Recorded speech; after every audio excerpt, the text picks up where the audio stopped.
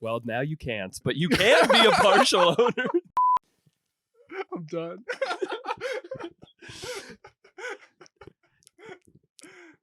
Uncle Sam wants you. He has like the friend who's like the super athlete, and Yes. he's like pretty smart. Yeah. And he's standing on the tree and he jostles the limb. And No. We know it's like pretty punk rock these days to like be all anti-government, not like your parents were.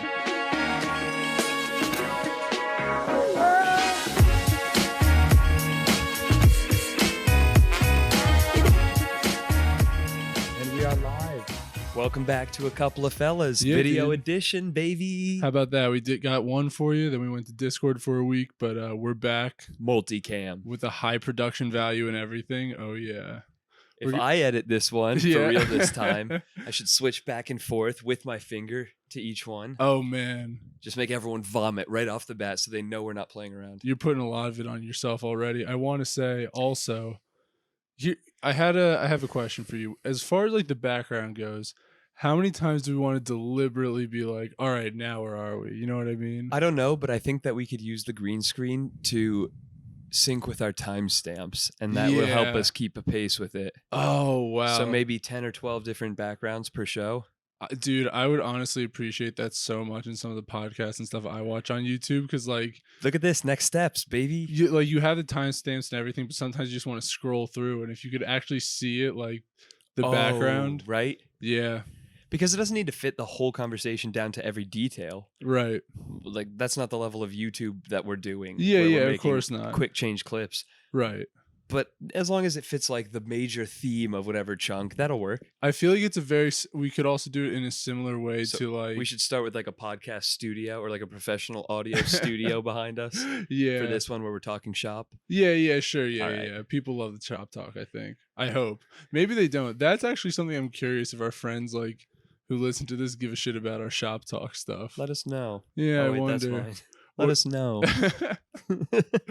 I think they're generally crisscrossed, but it doesn't really matter. Yeah. That's what I try to do to keep it on like you and your camera, and for you, me and your camera. Right. But yeah, dude, because like I listen to a lot of like podcasts and stuff where a lot of it is just like shop talk of like, sometimes it's like these three like YouTube animators, and they just like they have a lot of animation shop talk in their podcast. Seeing a visual aid would be a big deal for that. Yeah, that's true.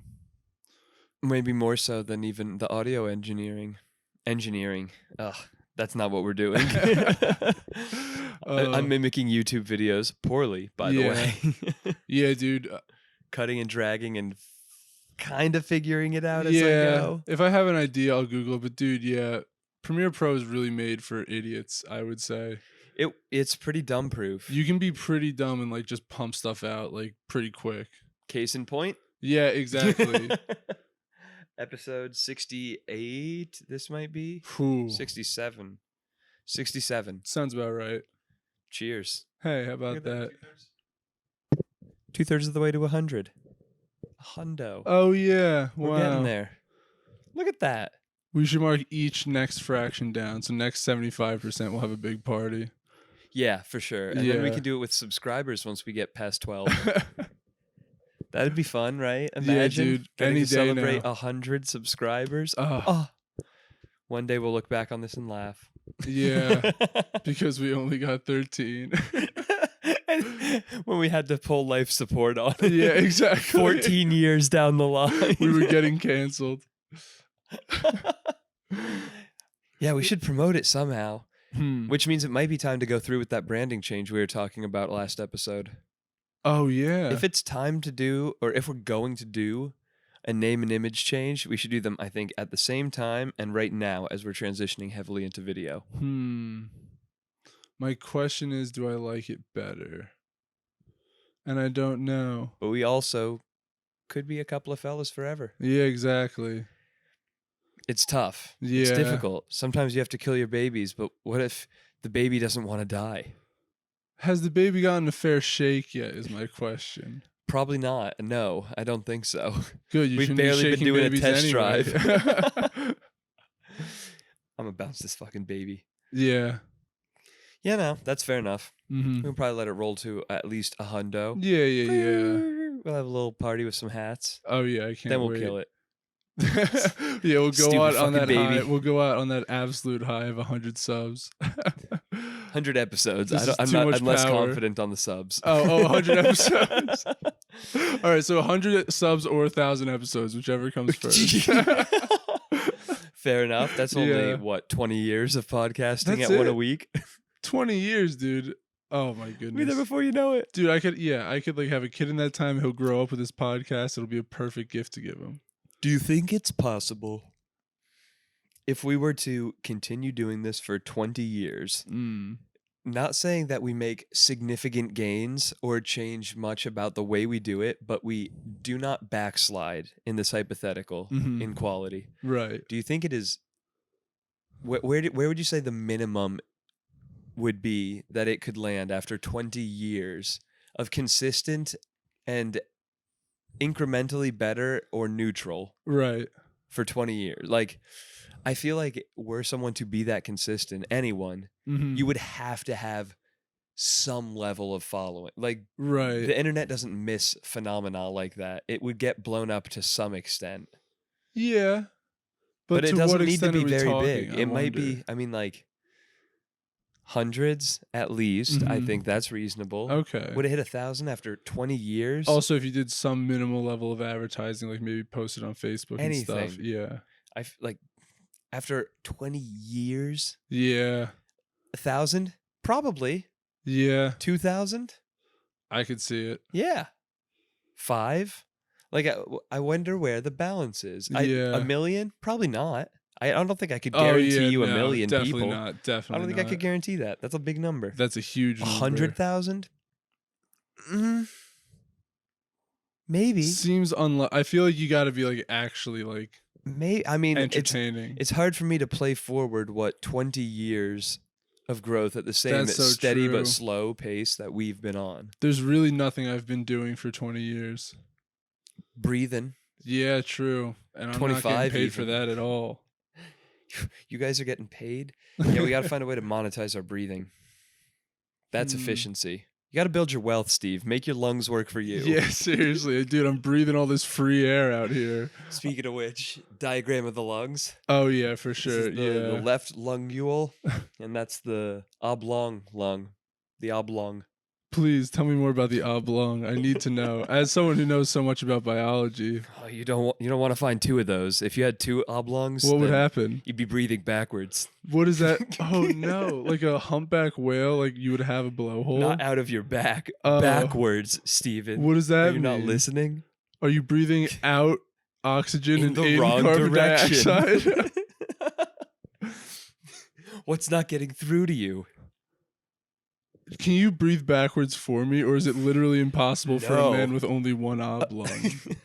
Thankfully, no. I only have one oblong myself. And so it's impossible for you to breathe backwards. That's even with correct. training. That's correct. Even like a yoga Wim Hof master. probably could, but not me. Oh, okay. Well, why couldn't Yeah. you? I just don't have the same. I haven't been doing it for 20 years. Maybe I'll get there one day. Yeah. You should start. Why not start practicing today, though? You know, That's a good point. 1% better every day. That's my motto. 1% more oblong per day. Yeah, 1% more backwards. 1% more backwards there. Yeah. Anyway, did you know Trevor Wallace has a podcast called Stiff Socks? Which one is Trevor Wallace of all of the people on Earth? He's the one. Nice. Yeah. The one that did like the White Claw YouTube skits, lots of Jewel stuff, very frattish. He was like 27, it was 28.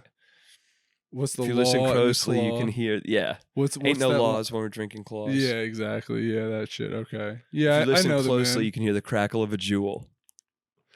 Yeah.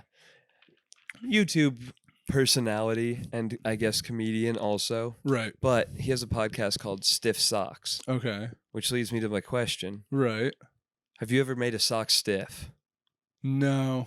I don't think so either. Well, Is this that common? I've never been that desperate to waste a sock, a perfectly good sock. It never made sense to me. Yeah. Yeah. Do people do that?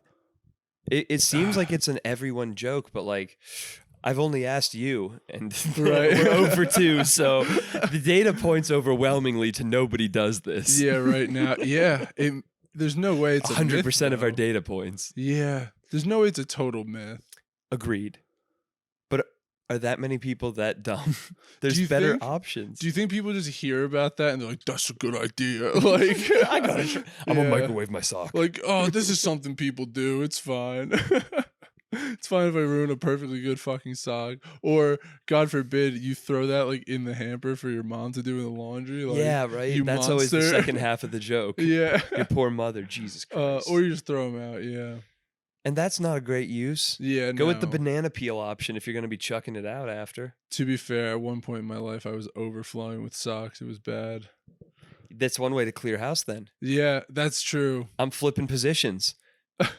If you have Shoot 'em into socks, contingency- baby. Yeah, if you have too many Blasting. socks, only if you have too many socks, I would say. Blasting. Then it's forgivable. Tube sock, ankle, knee high. I don't care. Blasting. What are those no-show socks? No, yeah, like That's the when you're little playing slip-ons close for to the boat edge. shoes. Exactly. That's, you know what? That would be the equivalent of how I thought condoms worked until I was in maybe like high school. Explain. I thought just over the head. I thought it was like a shower cap. Wow. Or you know those little rubber half domes that you inverted and That's they popped off? exactly what I was Like thinking that, of. but yeah. thinner plastic rubber so that you could stretch it and it would seal around the head. Cinch on. Just right there. Seal around the head. The skull cap. Protection. Imagine. It works for Harley Davidson riders. Why wouldn't it work for your Willie? If you could make one of those, man, you'd be a rich man. One that like actually worked. The problem is you probably just need drawstrings on it to cinch it so hard that if coitus lasts longer than a half hour, you're losing a half inch. So not the best plan, but that's how I imagined it would work, at least up until, I don't know, I was 22, 23. Wow. A little late on the draw, but that's okay. You got there. If I had to try and pinpoint, I don't know, at least like late middle school, I would probably say maybe like 13. Mm-hmm. Yeah. Before I saw it in like a movie or TV enough to like put it together. Right. Yeah, probably like 12, 13. Okay. So at least a couple years, that was my impression. Right. You live and you learn. Dude, yeah, I remember, sex ed. How early did you start doing sex ed? At least 5th grade that I'm remembering off the top of my head. Yeah, we started I think 5th. We started in 4th grade, so basically the same thing. And like, Could have been. I'm fuzzy now. yeah, I wonder when for like I feel like a lot of people I know didn't start until like middle school or something like that. Which, like, okay. But I've Yeah. also then heard of not starting until high school. I'm like, all right, that's pushing That's it. yeah. You're pushing your luck. Yeah. And it's not like I think that all these middle schoolers are so sexually active, but like but you got to have that education beforehand is the problem. Yeah, that's a good thing to lay down a base layer. Yeah. I agree. Yeah, 5th grade, but simple stuff. Yeah, Some- yeah. You get your vocab words, a lot of it diagram was just or like, two, yeah, this is how babies are made. early introduction. Right. And then I remember in high school, you actually had to take, we had a weirdish schedule, but with the AB block days. Mm-hmm. Remember how I told you I had to do like 3 year-long courses of gym? So every other Yeah, day for right. 3 years of high school, I had to run a mile at the start of every gym That class. sucks so hard. We started yeah. every day with a whole mile on the track Mhm. or like 10 minutes of jogging indoors. Dude, how sick was your mile time by the end of that year though? 6:01, 6:03, 6:05. Okay. Incredibly, I was grouped right between like 6:03 and I hit a couple of 6:01s Mhm. and like 6:15 for most of whatever my junior year. And the final one where I'm like, holy shit. Next year I'm a senior. This is the last mile I'll probably ever be forced to run. That I realized cheerleading would be in my future. Yeah, and rugby. Yeah, that was all in meters. Right. Okay. Doesn't count. Exactly. So I'm like, all right, I'm going to just give it all. It doesn't matter if I vomit, like I'm going to crack 6 minutes. Mhm. I got to do it once. I've Right. run dozens and dozens and dozens of miles and I've come within seconds, a second. Yeah. I can break 6. For sure. So I am pushing and pushing. And of course, 75% of my classmates are, like they always have been, walking or Walking. half jogging. So are you like trying to like dodge through this No, crowd? most of it, people Okay. left the first like 2 lanes clear for people who were actually running. Trying, yeah. Yeah. And I was going as hard as I could. Mhm. Like, Yeah. even pulling away from people I usually was running pretty similar in speed to. Yeah. And I get to the last 100 meters or so, and I'm like, I can feel a blood vessel about to burst in my Oh eye. I'm God. like spitting as I breathe out, probably not even to any extra effect, but for Yeah. my own self. Right. Of course. Yeah. I'm breaking down. Longest strides, like Yeah. full pump, chest into the wind. Cross the finish line, 6:02. Oh, what utter heartbreak, dude. Running definitely will do that to you. Makes you build up this whole story in your head and like Never did it. Never beat it. Never beat 6. 6:02. Wow. I'd landed on 6:01 a couple times. It might have been 6:01, but it was a second or two off and Right. did not get it. Damn. And I was so sure I did. I was so sure. I was like, 5:58, here I am. Did Nope. they give you like any like every like lap or whatever where they like Yeah, they're telling calling you? times out. Oh, I was doing really? math the entire time. Oh, you That's the only way thing to I do it while I yeah. run. It's the only way to run is be constantly Fractions, dividing. distance, time, Yeah. like velocity. Yeah. Yeah. All I'm doing is math the whole time I run. Right. Always. I will say though, when I'm running my fastest, especially if I'm doing like like a little bit longer sprints, is like you just have to clear your mind of like any word but the word faster. Faster, faster, Yeah, faster. like faster. anything, just scrap it and like just beat that word into your brain the whole way. Just like keep pushing your legs, pumping your arms. It's been a minute since I've done any kind of sprint training or like Mhm. explosive Oh, hit I haven't cardio. sprinted in forever, dude. There was a time I just dribbled coconut milk on myself in Oh. my haste to get a word out before you again.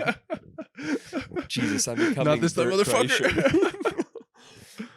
There was a time where I think this must have been sophomore year, but I Mm. had some extra time on a weekend maybe. So I got up and left my dorm. And you remember there was a bunch of like hilly field between Busby and Husky Village at UConn? Yeah. Just kind of like the back corner of campus where it starts getting Yep. rural. Yeah. I went out on top of one of the hills with like a water bottle, sneakers, and my Fitbit, and just like timed and ran sprints for like 25 minutes by myself on the top of this hill. Yeah. And then went back to my place and like showered off and continued my day. They're just like, yeah, I'm going to go do sprints. If I'm doing that shit, I at least need a track. Like It's been so long since I would have done that, but Jesus, a little what bit kind of of headspace was I a in? little bit of a weird kid thing to do. Just go running out in the field. Yeah. Just running back and forth. Yeah. But like, Good. Yeah, good one. also sounds like a great fucking workout. Like I can't, judge you for that. I got a sweat going, that's for sure. Yeah. Yeah, I think I lacked social awareness for sure through I some guess, of but college. like, is that not like? Well, here's the a thing: better you're not example- doing that in front of like people or like for anyone. Well, what came to mind when I said that is freshman year. Yeah. When I still had like whatever checklist of daily workout things. I was like X number of push-ups, X number of sit-ups, just got to do it before bed or Yeah, whatever, like in the right. day. And I was still kind of on like a couple 100-day streak or something from high school. So while I was trying to be social and meet everyone and make tons of friends freshman year, and while Cass and I were having people over to the room to play Smash, watch Netflix, hang out, Right. I would be like in the corner also doing sit-ups in my room. And I remember California Seth telling me, he's like, yeah, dude, when I first met you, you had your shirt off and you were doing sit-ups. And I was like, well, to be fair, you all came into my room. Yeah. Yeah. He's like, yeah, but you didn't stop doing that. I also I thought you were such a douchebag. You're like, yeah, that's super fair. I will say freshman year, I did have a friend who also told me like that you were doing a workout when she walked in to whoever's room it was. That was so standard of a thing for me to do that I clearly did not think of it in the same way that everyone was perceiving it. Yeah, but like, Oh, well, you live and learn. I don't know. Yeah. I feel like even now today, like I don't know, we worked out together and stuff like you know what We don't have dorm rooms anymore, that's thankfully. true. Like that's such a dorm rooms are such an odd situation to just like pair up two absolute strangers and be like, "Yep, you two are going to live together. If it's too bad, let Be us friends. know." But yeah, Sign otherwise, a husky made agreement and don't ask, don't tell. yeah, exactly. If there's problems, that's what I'm talking about.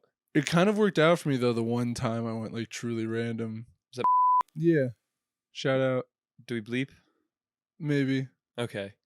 Yeah, that's a bleep. I probably. Better safe than sorry. Yeah, exactly. Love you, bleep. Absolutely. Till we die, bro.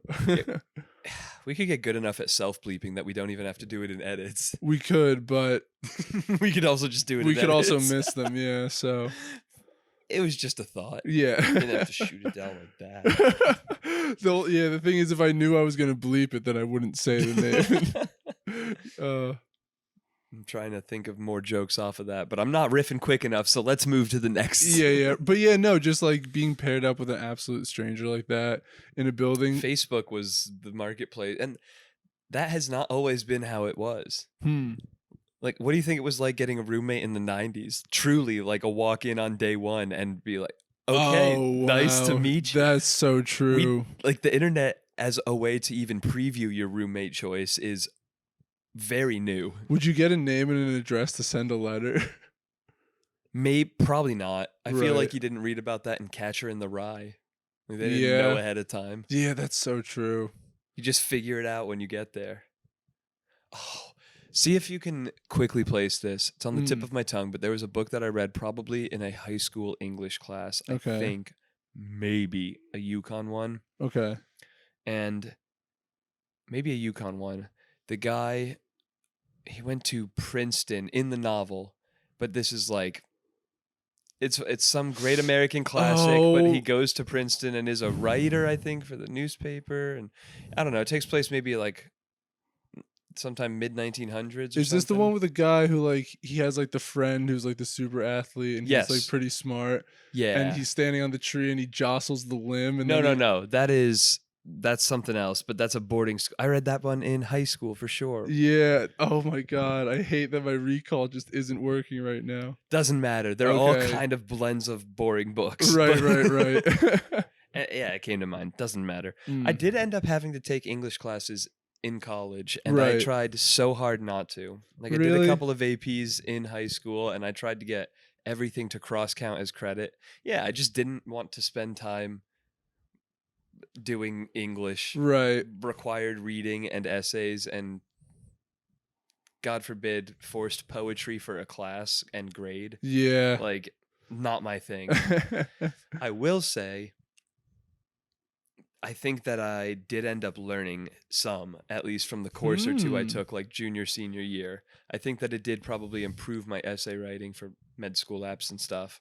So begrudgingly, I'll say maybe it actually did give me a bit more of the diverse liberal arts education like they want it to. Right, as a skill. But I didn't want to. Do you think that you've gained a lot of good, like, I don't know about if useful is necessarily the only definition of good, but like good information from like the fictional books you read and their deeper themes? Or do you think that was largely a waste of time and should be held but as an elective only? In general, from the fictional books I've read and their deeper themes, yes. In class and in college classes, from the fictional books I've been assigned to read, that's a harder sell.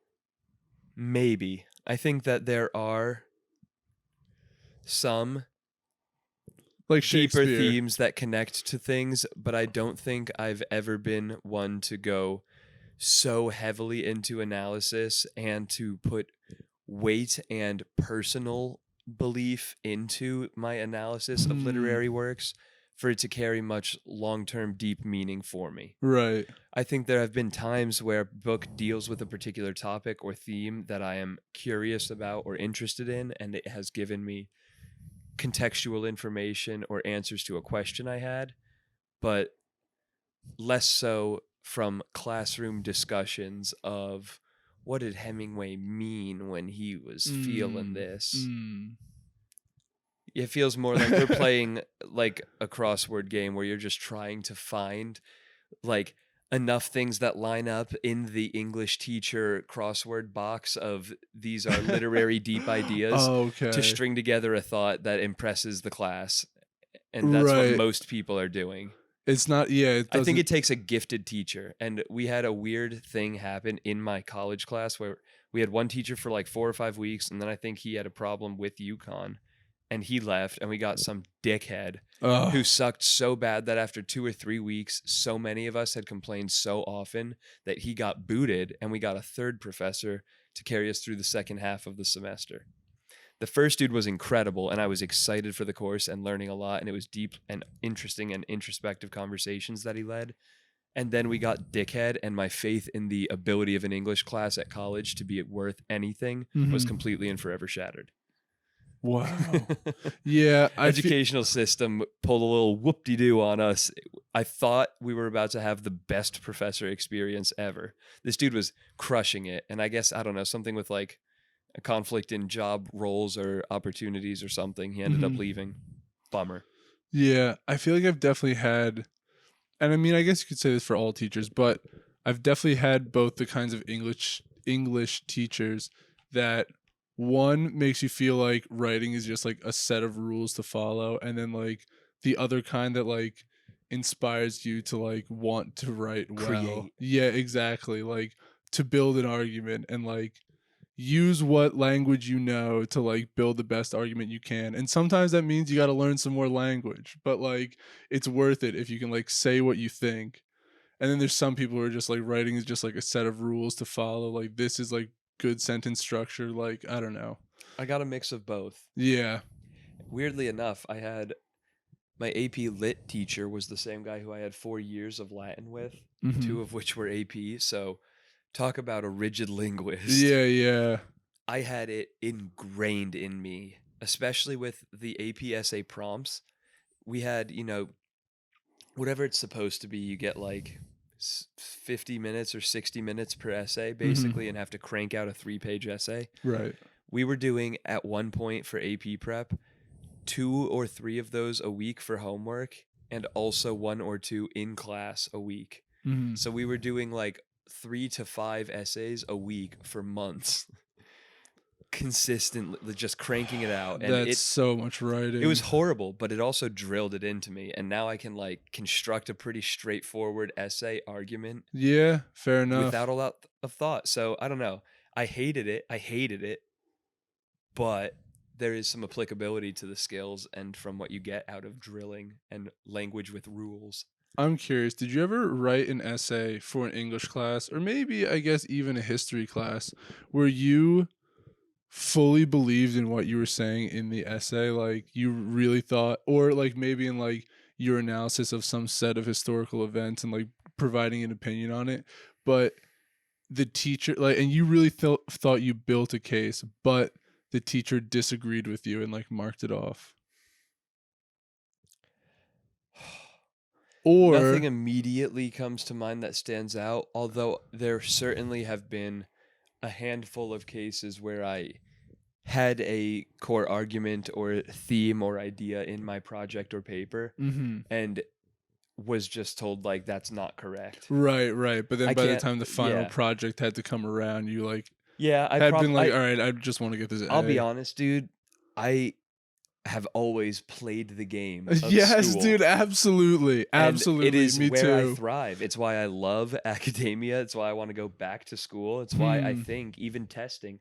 I'll be honest, for my Orgo 1 and 2 class at UConn, I would say probably 60% of the quizzes and tests I got some number of points back on because I Mm. went through it with a fine-toothed comb. And if I had scribbled out something, I took all my tests in pen like an idiot. Yeah. And they'd like misread my sloppy handwriting. I brought it to the professor every time. Oh, And yeah, maybe it was annoying, but I'm pretty sure it bumped me a letter grade at the end of it all. yeah. And that mattered at the like Dude, I when you remember. calculate the GPA. I was tenacious about that. And yeah, maybe I was a piece of shit, but I was always super polite and appreciative, just never missed a chance. Dude, I remember there was one. Oh, it was a probability class that we took together. I remember this. And I remember on That the was my final, favorite. like, I remember on the final, I like got my grade back and I was like, there's no way I got that low. And like, I remember looking at my GPA and doing all the math because there were very few assignments in that class. So it was easy to like do everything. I kept all my papers and it was like, if I can get 2 points out of 100 back on this final, I will change a letter grade. Holy shit. And so like and it was the last final of the finals week or whatever, so I like email her. She's like, come back next semester and talk to me about it. And I was like, okay, I will. And so I waited all summer. Wait, when did we take that class? Was that fall or spring? Fall. It was Maybe fall. fall senior year. Yeah. Well, it definitely would have been senior year because we were living Yeah. together at the time. Fall senior year. Okay. Well, whatever. Yeah, winter break comes and goes. I like come back a day early back to campus or whatever, and I email her, we meet up, and dude, I sit down with her and she will not give me back a single point on this final. And like there was a question that I thought I had at least a case for partial credit for, but like nothing. Didn't want to Yeah, hear it. absolutely. Didn't take it. No. Kept you lower a letter. Yep. Oh. But you know what? End of the day, kind of all Still worked an out. electrical engineer with Yeah. secret clearance. At the end of the day, I really don't think it would have made a difference. But yeah, Cheers. absolutely, dude. And talking about secret clearance, here's a word from our sponsors.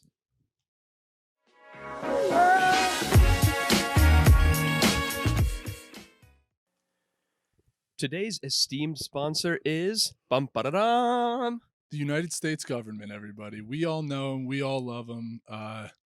You know, they really take care of us every time we need them. They protect us. It's a strong father figure to have. We know they get a bad rap. We know it's like pretty punk rock these days to like be all anti-government, not like your parents were. But look, guys, they're dependable. They're always there.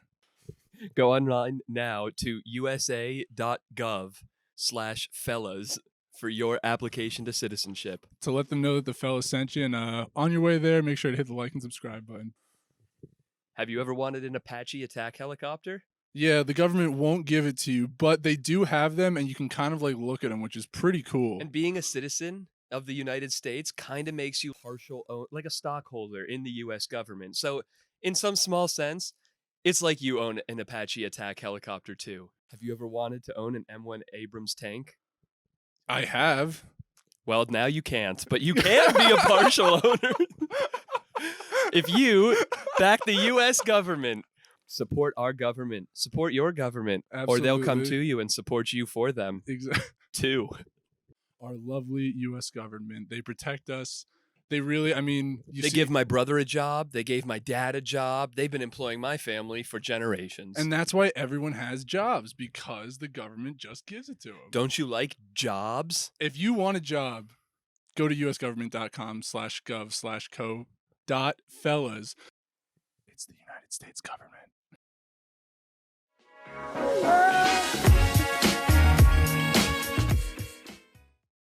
Man, that sure is a product that I would buy and or a service that I may use. Well, that's because you have the secret clearance. It really, I mean, there's more power to it for you. You're a power user in this case. Yeah, it's definitely, it is, this product or service is very niche to people like me, but that's why I believe in it. And that's why I support it on the podcast for people like me out there who are looking for this product and or service. And I support it because I support you. Oh, wow. Since I am not supported by this product and or service. Not at all. I think that we could definitely build a case for you using it. I'll have to. I'll have to start working on the applications. It comes across as very niche, but I think that anyone really could use it. At least Carter, he's got the certifications. He's all top secret. That's true. I think he's higher than you. I don't know. Do you know the value of your certification? Yeah. For example, Carter's, I think the whole process of what the government funded for him, I mean us through the government, right, was I think $1.2 million to get to the level of clearance he currently has. Yeah, I don't have that kind of clearance. But now it's I think $40,000 a year. So his plan is when he finishes his 5-year contract with the Marines, that if he goes into law enforcement or some other like private business type sector, right, it costs a company that he might work for $40,000 a year to renew it,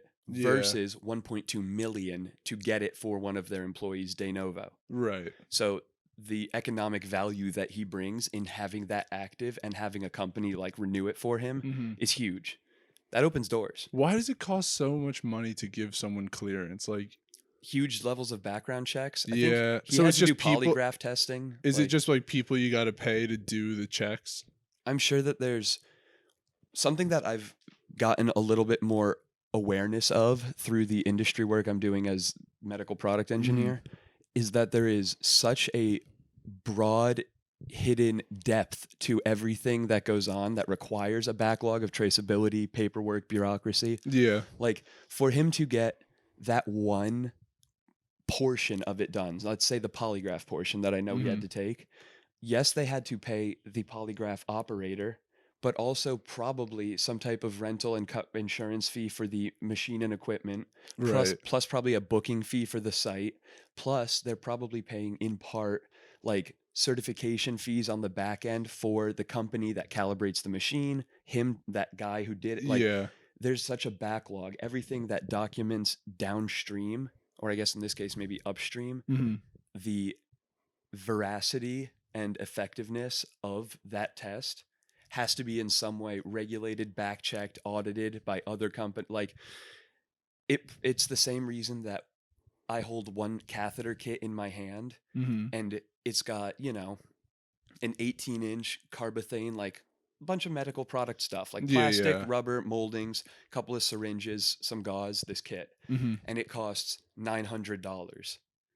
God damn. Because you are also paying for me to dig into 25 years of historical paperwork, connect all the dots to prove that we've tested it for functionality and safety, Mhm. and to make that case to notify bodies and auditors and everything so that we're allowed to sell it legally and safely. Right. There is just so much like behind the scenes shit that has to happen, Yeah. especially in highly regulated things like military, medical products, etc. One thing I do want to push back on is you don't think the government owns its own polygraph machines?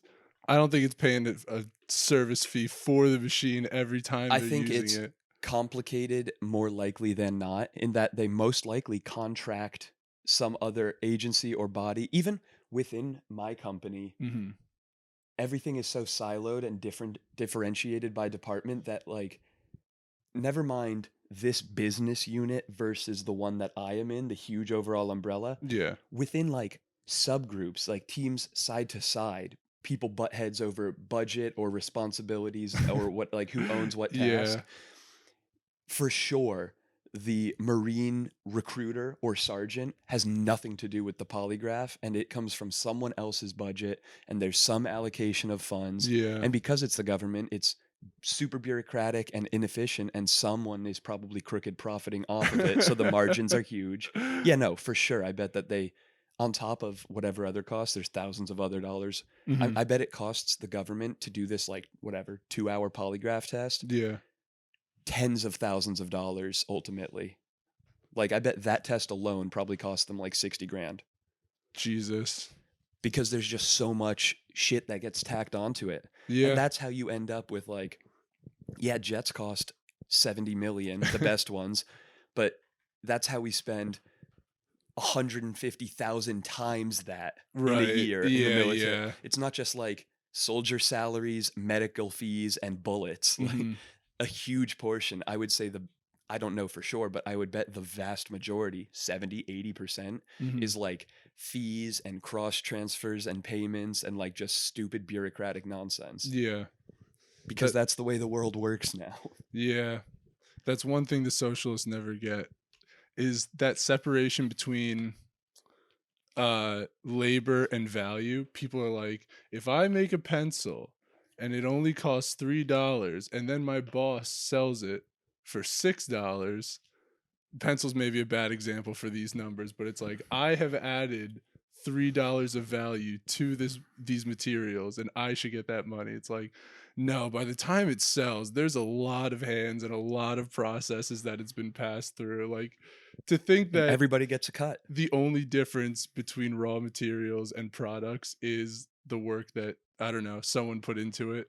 Like, oh boy, are you wrong? Transportation, Yeah. packaging, and then yeah, just everything that's Food also, that's another one where I'm sure Tariffs. yeah, there's just Yeah. like, but like food I think is another one that fits in with like weapons and medical products as highly regulated in Yeah. terms of storage conditions, pests, pesticides, everything oversight wise, health codes. Oh yeah, for That's real. another one that's like a huge thing. Yeah. And what's really cool is when you find out about all of these weird niche things that support the more mainstream industries that you know about, like there are so many jobs. There are so many fucking jobs and Yeah. so many different jobs.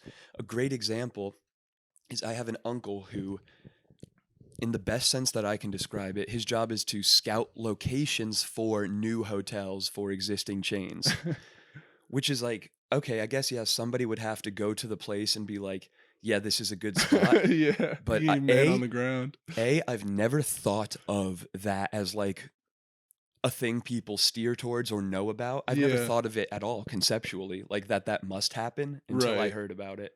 And Yeah. I still don't really know what that would even entail aside from a lot of like subjective judgments like, yeah, this is a good spot. There's like Uh-huh. there's restaurants and shops nearby, but not a lot of hotels. Yeah.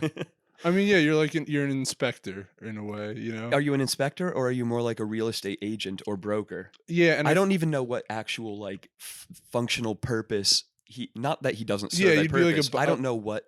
yeah, he'd be a buyer's agent basically. Yeah. Maybe.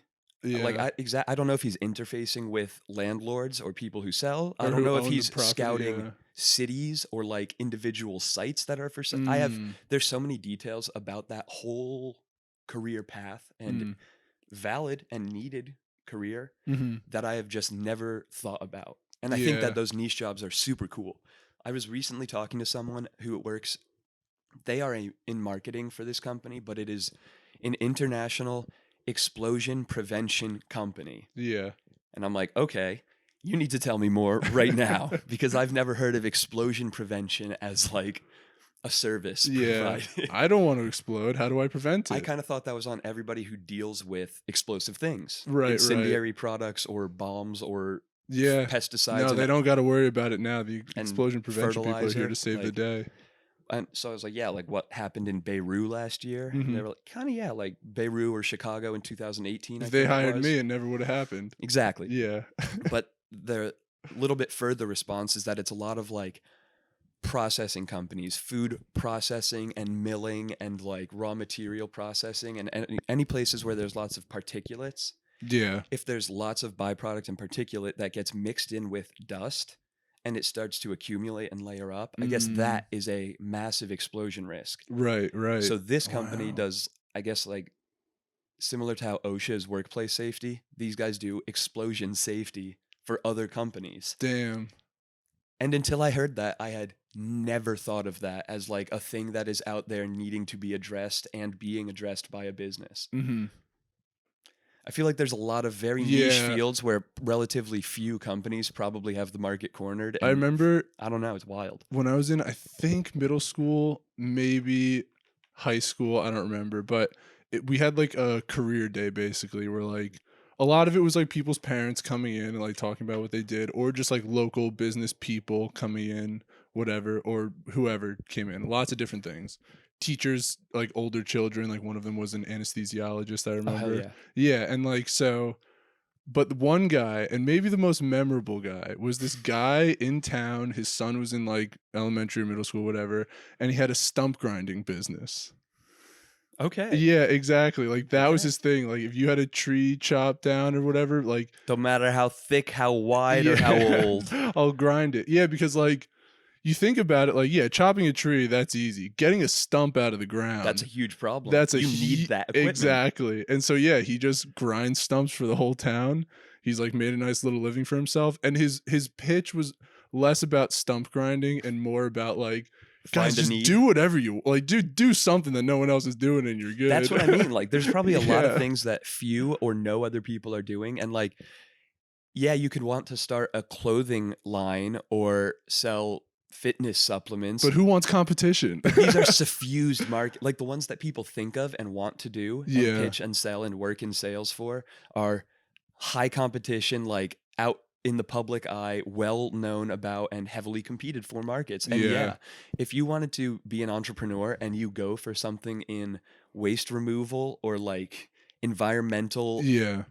like do an environmentally friendly reboot of like a public service, Mhm. and I bet that works much more often than your coffee shop, Yeah.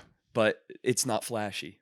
Yeah, I mean, is it like riskier though? Because like certain places, like if you think that there's a good spot for a coffee shop, like that might just be enough. Just having a coffee spot at the right location, like Yeah, it might be. it's And I'm kind of also it's like a not liquor store. It's kind of like guaranteed business as long as you're not an idiot. I don't know. I feel No, like maybe I'm coffee shops wrong. I've seen turnovers. Like Yeah. Guilford has this cute little town square, and I know there was some super nice coffee place on one corner that twice changed ownership in the last like 6 years or Oh something. wow. I think that it's as much as any other restaurant, probably. You need to either be Starbucks, Dunkin', or have a serious niche and loyal customers. It seems like owning a franchise, Is like if better you than your own. like you can own like a Chick-fil-A for surprisingly cheap. I forget why, but I read through it on some business briefing how their model works out. Oh yeah, I saw it on TikTok. There's trade-offs or liabilities, but yeah, that's the one of the Yeah. cheapest you can buy into as a franchise. And dude, I feel like Chick-fil-A's fucking print money. Like Chick-fil-A's more than any other Always a place line. is the place where I always see a line. Exactly. Always a line. Yeah. From open to close, I imagine they have constant business. Yeah. Like I feel like it's a crazy, like, it is like quite a bit of money to put down at first. Maybe like $10,000 or something. That's just for the know, franchising which is fees. like it low. might be much more. I think the reason Low. theirs is I'm saying Chick-fil-A specifically. I think after they like discount you and everything. I think their part of it might be that their franchising fees are very low and Mhm. branding stuff, but Yeah. you are responsible for a lot more of the other upfront, like maybe the building of the site itself or something. I think There you is also a trade-off. I think you might also give more of your profits to them than you normally would. Not 5%, but 15 or something Yeah, big. exactly. But it's 10,000 versus 400,000. Yeah, you get in the upfront. game faster. Yeah, but I think you need like a mediocre location Mm-hmm. and enough money in the bank to weather the first building and 5 months. Yeah, and then you're right. good. Yeah. Then people know about it. Then it's a stop on people's commute. Then you're Yeah. done. Yeah. I don't know though, but that's less exciting than branding your own business, right? Yeah. There's Oh, less yeah. I appeal would say, to it. oh, for sure. Yeah. That's yeah, like having I your have own extra like money and I want this turnkey operation. yeah. Like when I worked at a McDonald's in high school, it was one of 4 in 3 neighboring towns Mhm. owned by the same family. Right. So, yeah, dude, it was so funny. You could have made a sitcom about this place. And I Yeah? bet this is how most fast food is. Just like your pizza place tried to make a sitcom Yeah, about themselves. more of a reality show than a sitcom, but yeah, It looks more comedy came to me. off as a sitcom. Yeah, I mean, they were clearly trying. They were egging it up. Yeah. But yeah, so it was an older couple, I think, that actually owned the the McDonald's, Mhm. maybe in their late 60s or something. And their son was sort of the general manager for the 4 of them. So he actually showed up in the stores every now and then and like Yeah. came into the back and occasionally did like the classic cheesy ass Michael Scott shit where he like would put on gloves and like make burgers for a couple of minutes too.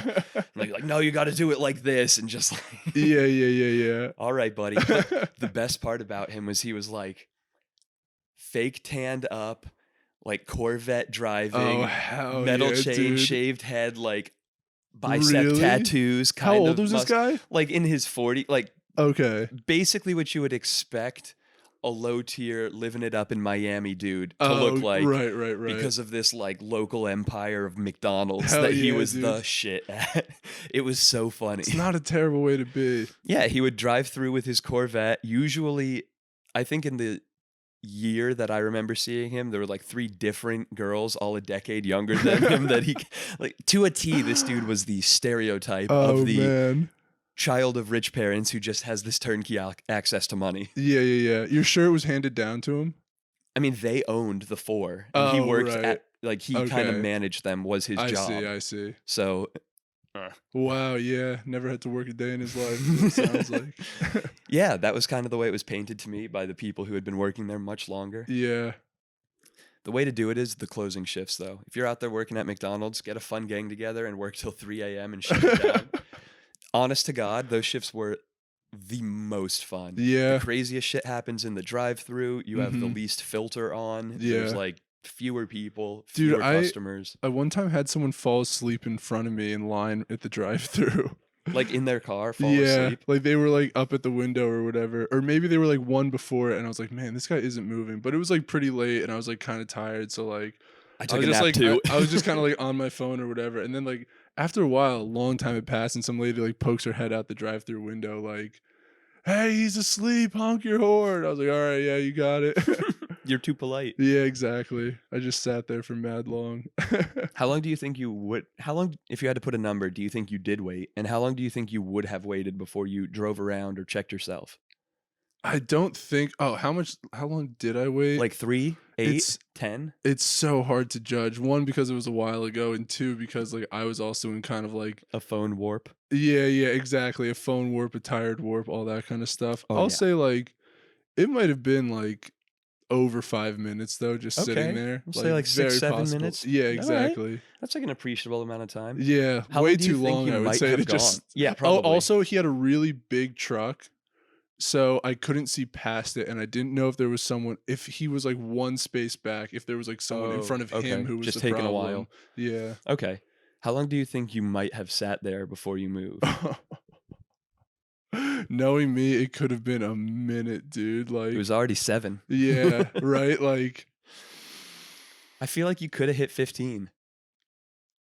I feel like it's not 15 is impossible. If you were on excessive. your phone, I feel like that's the 40-60 that you hit that. Yeah, I could totally sit through, like, a whole 15-minute YouTube video, for sure. That's so something I would do, and And if just, there was no like one behind you and it was like 1 AM and you aren't yeah. in a rush, it's just late. Yep, exactly. Yeah.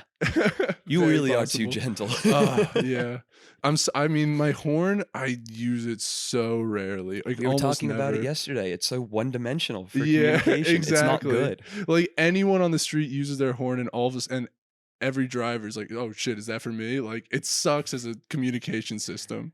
I like the idea of I don't It's remember where I simple, saw it, which is like good. You need quick and simple on the roads. That's I definitely in agree, its you can't go favor. crazy with it, but I wouldn't hate having, like, maybe not even 5 or 6, but, like, 3 Mm, horn buttons that just have, like, a single horn image on it, yeah, like a little double horn beep beep type thing, yeah. and then, I don't know, something like, give us a little bit of range in it, like, beep, bap, Yeah, yeah, and, like, yeah.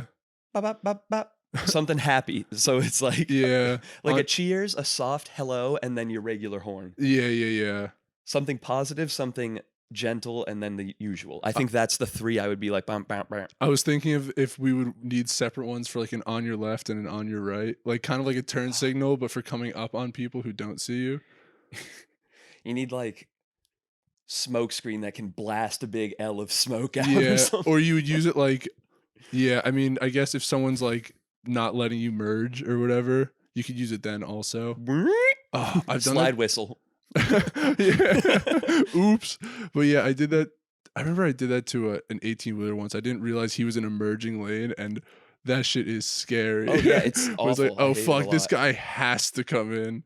I mean, I guess I coulda let him ride the shoulder, but yeah, I was able to get over it. It was chill. I don't love that when that happens. Yeah, You're when like, you have to "Oh, make a shit." quick check at the There's side enough view traffic mirror. too, and I'm like, "Ah, fuck." It wasn't even like it's not like you were doing anything incorrect. Like, you're in the right speed lane. There's people in front and behind, and there's people in the other lane, Mhm. and no one else is, like, merging, but you gotta Yeah, also. yeah. It's when that group think makes it a problem. Dude, that's why I will say one of the modern conveniences of driving, I love the blind spot lights. Oh, on your mirrors? So big, dude. The fact that I just have to check my mirror and this thing checks my blind spot, like, That is it's come to huge. the point where I just trust it now. I think that might ooh, I think that might be like, backup cams, I think, are required in every car Mhm. past 2015 or something. Yeah, It's yeah. now, like, a legal thing, Oh, which is wow. great Yeah. because I think those are huge. Yeah. Yeah, there's a couple of it's always this weird battle of activist groups, usually people who've lost people, Yeah. pushing against car companies who want to keep costs cheap and are being soulless about it. Yeah. Like, that's how seatbelts happened, that's how the emergency release latch in a trunk Mhm. like, this chick got kidnapped and could not escape, managed to, like, beat up her attacker and get away, and then it was worse than that, but like got away and launched this campaign to have emergency escape latches put, and now it's a legal requirement. Every vehicle must have glow in Okay. the dark escape handles in the trunk. Yeah. But it was a years long fight where the companies were like, it won't make a difference, Yeah. which is shitty. I was I think backup cams are in, and I bet, although I don't know for certain, same thing with the blind spot, just to finish that thought. yeah, And I yeah. hope so, because the next time I get a car, I want all these extra features. I was talking to Dylan recently driving home from the ski trip, and he brought up an interesting perspective because he's like a big car guy. So I was like, I would say so. if you could have like, what's like the perfect car basically? And like he was saying it would be a car from like 2015 or like around that time, like because it doesn't have all this like gadgetry to it. So like he can fix every part of it.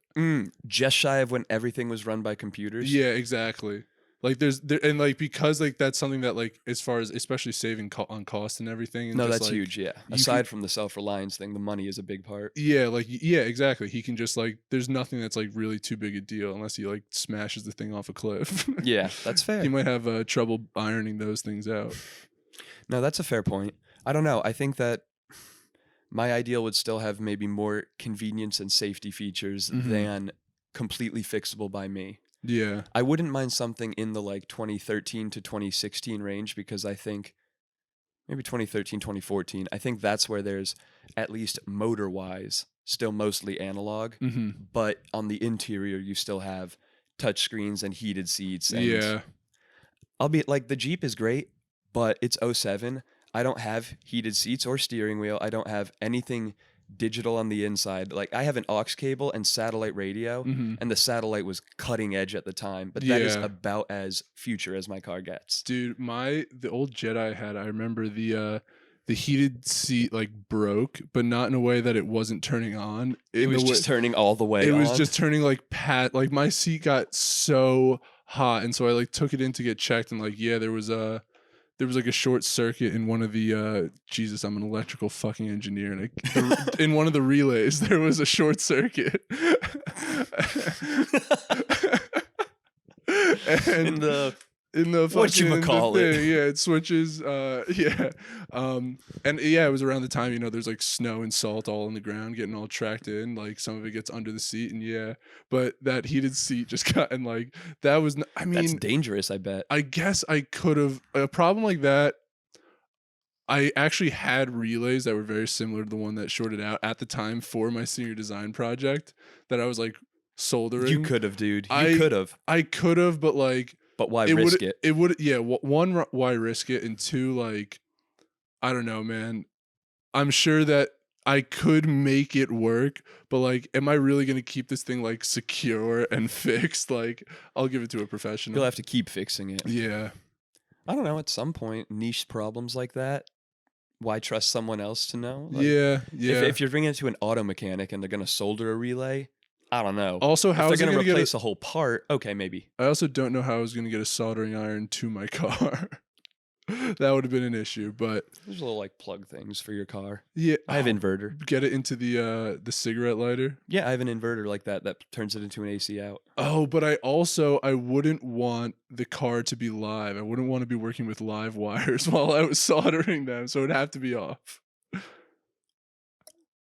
It can be off and still have battery outflow. Just don't do it for too long. But I don't think a solder iron. I mean, well, I don't want quickly. any battery outflow. Is what I'm saying. Yeah, fine. The battery has to be off. Otherwise, the wires are live. I'm wondering if in some cars, like with it off, though, you can still draw power from the outlet. Maybe. But maybe not your Jetta. Yeah, okay. I don't think so. Take it to the shop. Anyway, yeah. Good call. Agreed. Deal. Not the car you even own anymore. Yeah. Glad we're discussing this repair. That thing got me here and there for I can't believe years. it did. You are 40% of the volume of that car. Yeah, dude, cars are like being tall in a driver's seat is almost never a problem. Like there's not I guess that's not true. I've test drove cars and stuff that were just a bit tiny for me, but like there's crampage. Surprisingly, most are totally fine. Even like Mini Coopers, dude, they got some like room in the driver's seat. Yeah, as long as you don't give a shit about the back seat. If you're just using it as a small bench for your things. Yeah, fair enough. Have you I mean maybe a Buick. They fit Shaq. I had that would a Buick. Be spacious. Really? My very first car was a Buick, dude. How'd you like it? It was really cool in some ways and really uncool in other ways. It was like Was this before Buicks made a comeback? this was like a 1998 used Buick. So correct. This is when they were Um, not considered flashy nice cars. So there were some cool things about it and some not cool things. The cool thing, maybe the one cool thing, was that it had the front seat was a bench seat. Oh, that is neat. Like the center console folded up and you could fit 3 people across, 3 people in the back. That's a big move. Yeah. Six is surprisingly often a limiting factor of rides. Exactly. Yeah. So it was like that was like pretty dope, but it was old as shit. So the heat like took a while to get going. It was very wide and controlled like a boat, like kind of Old school big boy. And Spacious enough?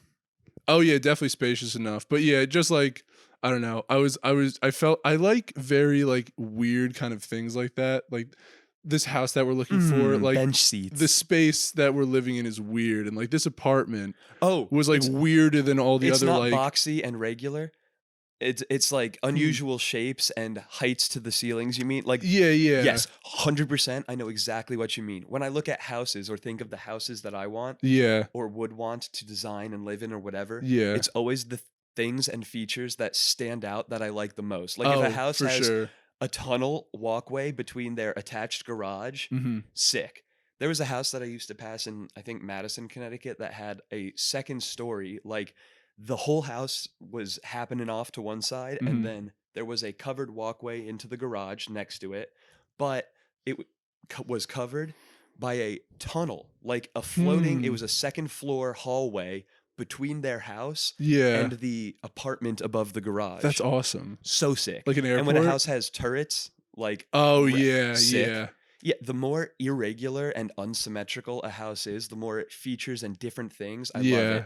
1.5 story rooms, like anything unusual and crazy, open staircases, anything that mixes it up. When I see like a split level, regular ass house, doesn't get me going like that. Yeah. There's an apartment building nearby that's actually this like old factory like on a river that was just like totally gutted and turned into apartment buildings. That could be sick. And dude, yeah, I mean, one, just the whole aesthetic of like the brick and the metal and like Kind of what you have going like in the this building. big I wood like it. beams. Yeah, exactly. But then like kind of more like you can tell like these rooms are like custom made in these, and like pretty much all the apartments are roughly the same, but like But there's some variance to it because it Yeah. wasn't always this. That's yeah, character. and the place is like the place is just so cool looking. Yeah, I like, can show you pictures later. that would be sick. Maybe we can throw some up on the green screen. Who knows? Ooh, send me the pictures. Yeah. Wow. This is so cool. I know, right? Imagine living there. I don't know. This one might even be cooler than your current apartment. Dude, I would say it is. Was it more pricey? No, but I don't know if well, one, I just didn't know about it when I was looking for Oh, okay, apartments. okay. I was and- wondering. It sounded like it was an option and you Oh, decided no. against it. But I think I don't know if they have 1 bedrooms or whatever. And also this place is way closer to work. I don't know. Okay, yeah. But yeah, is Nice what it area is. still. We just But took a little walk. Oh yeah, dude. I like living I in mean, it. no, we didn't. We were listening to the goods and or services of our top secret sponsor. Oh wait, yeah, that's right. Oh wait. How are we doing this? How are we divulging here? Whisper to me. Are we telling everybody about You can't hold the mic next to your mouth when you whisper. It's not the cameras recording I have audio. my hand in between it. It's fine. Are we talking about how it's the next day? It took us a minute to hear back from our sponsors. Yeah. It is actually tomorrow. I wonder if Sunrise on the green screen. Oh yeah, good idea. Sunrise. Good idea. Sunrise, yeah. We tricked you. Yeah. Same outfits, same Fooled. seats, same fellas, different Oh my camera angle. goodness. Hopefully not. Yeah, I want Yeah, it'll be slightly different, but not different enough to it's not If you different, weren't looking at that moment, you might miss it. it's not a different day different. Whatever background we're using before the ad break, Mm-hmm. I'll switch to the same one after the ad break. Okay. Good call. Fuck with them. Hell yeah. If you listened this long and found out about it, text one of us because it means a lot. Not you, Molly. We know you're here. Dude, for I don't it. want to be flooded with texts. Are you kidding me? Dude, my inbox is like pretty full as it is. I only have so much memory on When my this starts phone. popping off, there's so many things I want to be doing. We could be doing Clubhouse. We could be doing Yeah, TikToks. We could be yeah. doing cameos. Oh, Cameo seems like a nice little gig That one to seems have. fun. That one seems like the most fun. That seems like improv for fans. Sometimes people are like, I need to break up with my like significant other. Like, Let us do it for you. there's a very famous meme one. It was like one of the first like memed cameos, but it was this celebrity's first TikTok or first cameo, and yeah, it was like, I need you to break up with my girlfriend for me.